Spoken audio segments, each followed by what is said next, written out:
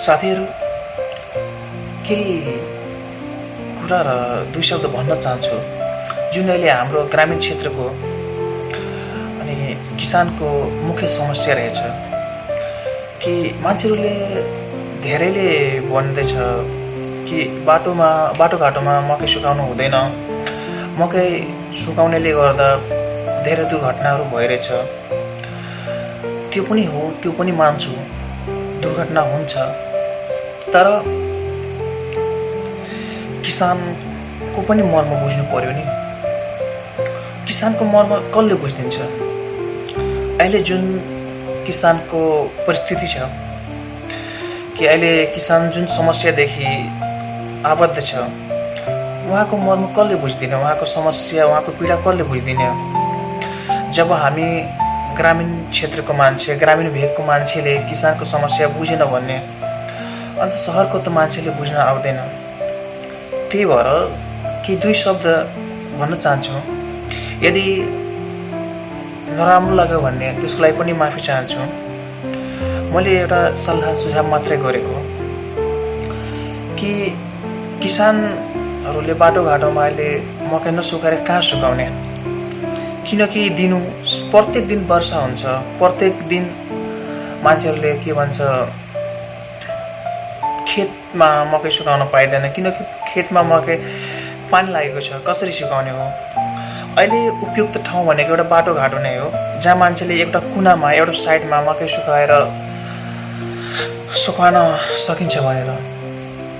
म किन यो कुरा भनिरहेको छु? किनकि अहिले किसानले उहाँले लगानी गरेको धान खेती गरेर जति खर्च भएर बचेछ, त्यो प्रत्येक यो मकै भनेको सालभरको आम्दानी भनेको यही मकैमा हो। जति खर्च लाखौँ मान्छेले धेरै खर्च गरे, कति लाखौँ खर्च गरेछन्।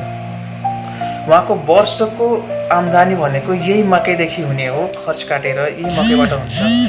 तर अहिले प्रत्येक दिन पानीको कारणले, हावाहुरीको कारणले किसान पीडित छन्। 2 घन्टा 3 घन्टा घाम लाग्छ, मान्छेले मकै सुकाउँछ, साँझ पख पानी आइहाल्छ, राति पानी आइहाल्छ।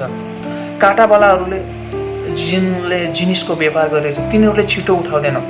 कतिपय किसानको मकैमा अहिले बिउ आइसकेको छ, के भन्छ, तिनीहरूले अब कहाँ जाने, कसलाई भन्ने? जब हामी ग्रामीण क्षेत्रको मान्छेले किसानको मर्म बुझेन भने कसले बुझिदिन्छ? किसानको सहयोगमा न त सरकारले केही गर्छ, गर्ने हो भने हामी ग्रामीण क्षेत्रको मान्छेले नै, जुन हाम्रो सर समाज हो, उहाँले नै अलिक साथ सपोर्ट गर्न सकिन्छौँ। हामीले केही दिन हुन्छ, दुर्घटना हुन्छ, ल ठिक छ। अब रक्सी खाएर आँखा चिम्लेर गाडी चलायो भने दुर्घटना हुँदैन। अब गाडी स्पिडमा आइरहेछ, मान्छे कुद्यो भने एक्सिडेन्ट हुँदैन। अब त्यो सबै के 1 महिनाको लागि किसानले मकै सुकायो भने सधैँ एक्सिडेन्ट हुन्छ भनेर मान्छेहरूले भन्छ कि अरू महिना एक्सिडेन्ट हुँदैन। ल ठिक छ, यो वैशाख असार लास्टमा मकैको खेती सकिन्छ, त्यसपछिको सालभरि मान्छेहरू एक्सिडेन्ट हुँदैन। मान्छेले, जुन सवारी चालक हो, उहाँले राम्रोसँग गाडी चलायो भने, मान्छे बाटोघाटो हिँड्ने मान्छेले, हिलडुल गर्ने मान्छेले अलिक चेतनापूर्वक हिँड्यो भने अलिक हाम्रो किसान दाजुभाइहरूलाई राहत मिल्छ।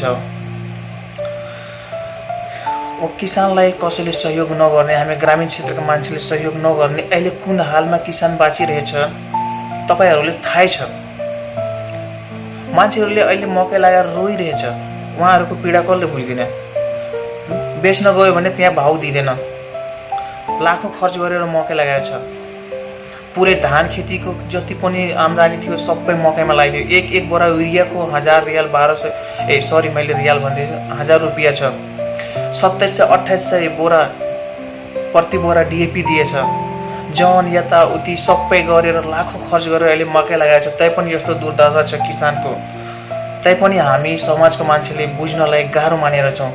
रोडमा मकै सुकायो भने बाटोघाटो रे दुर्घटना हुन्छ रे।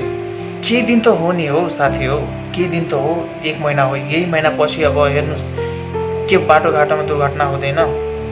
त्यही भएर सबैसँग रिक्वेस्ट गर्दैछु, यदि मेरो कुरा नराम्रो लाग्यो भने पक्ष विपक्ष हरेक कुरामा हुन्छ।